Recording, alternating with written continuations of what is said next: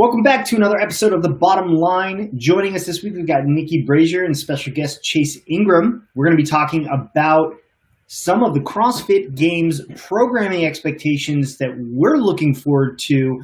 Chase, diving right in here, I know you were on a podcast, you and Bill, with Talking Elite Fitness co-hosts Tommy Marquez and Sean Woodland. You guys are talking a little bit about some of the games expectations that you guys have, throwing it back to some of the old Aromas workouts that we saw in the early days of CrossFit Games and then back in 2016. What were some of the kind of unique observations that you guys had when you were doing this episode?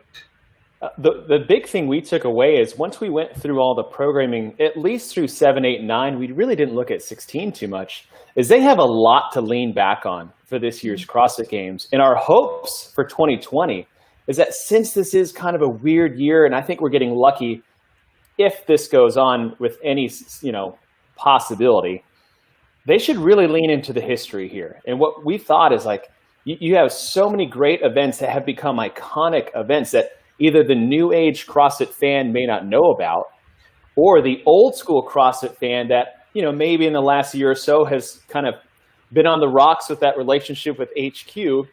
That's a unique opportunity to maybe bring them back into the fold and really work in some of those past game events, and if not program the whole thing using them. And so our hope is that they do lean on that. They lean on that history a little bit and bring that old age OG fandom back into the fold. I completely agree. So for those who are coming back or coming to CrossFit Games, sort of they're a little bit newer to the lengthy 13-year history. Games started at Aromas, 2007, 2008, 2009, and moved to Carson, and then there was an opportunity for sort of the new crop, new generation of CrossFit athletes to return to Aromas in 2016. For a first day competition, a really cool throwback during their 10th anniversary. Niki, I want to talk a little bit about the expectations here. The ranch is a unique training and testing environment. What are some things that you think are really, really that we can expect to see at the ranch? Yeah, I think we would be hard-pressed, in my opinion, to go back to the ranch and not see some sort of running event, something that leans into the fact that the ranch is this big, wide expanse of terrain and, different opportunities, hills and things like that. And, historically CrossFitters aren't necessarily the ones that love the running events all that much in comparison to maybe some of the other lifting events, things like that. But it's always really unique and exciting to put them to the test in an area where we're testing their capacity in a way that we couldn't do in an arena. Back in 2016, the athletes were given gloves and tactical pants as part of their outfit when they went to the ranch because the terrain was rocky and there were shrubs and things that they had to sort of be aware of. So it feels like a really unique place and a unique opportunity to test that kind of event, and I'd be shocked if there wasn't some sort of run incorporated into what we see. Chase, I want to go over to you on that. What do you think? What are some of the expectations that you have? Things you're definitely probably going to see that, maybe. Things that I want to see, or else I'll be heartbroken and distraught, is that you have to have a hopper event.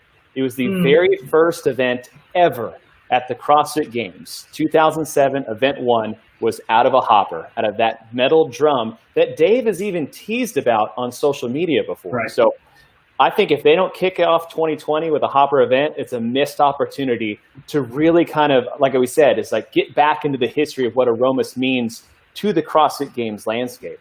The other, that hill sprint. That hill sprint, if you talk to any athlete to this day, was one of the most devastating CrossFit events / workouts any of them have ever done. So I want to see a hopper event and I want to see a hill sprint. Anything else after that, I'd be okay if they either go back on the past and revisit them or maybe retool them to fit the more modern day CrossFit athlete. But hopper and hill run have to happen. You bring up an interesting point here, and I absolutely agree. I cannot imagine there being a CrossFit event in Aromas that does not involve running.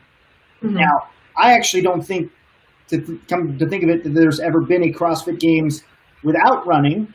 But even if there has, it has been a while. And I can imagine them going back to Aromas with the trails and the unique testing opportunity that provides. for them not to do that. Now, I want to take it a step further, and I think that there will be more than one running event, just like it was in 2016 with the hill sprint, as well as a different kind of trail run that maybe involves different components. But I think it's going to be either a weighted run or an apparatus run of some kind. I wouldn't be surprised given Ruck's involvement last year, and then that starting a trend at Sanctionals involving some Ruck events. We saw that at Mayhem. We saw that at Wadapalooza. And I think I wouldn't be surprised if they didn't give them a bunch of packs and say, hey, you know what? Go have fun. Same trail in 2016, but you got 40 pounds on your pack, on your back, and stuff like that. But then I think I would bet to say if they're going to be at the ranch and they're going to be there for multiple days, we're going to have them running again.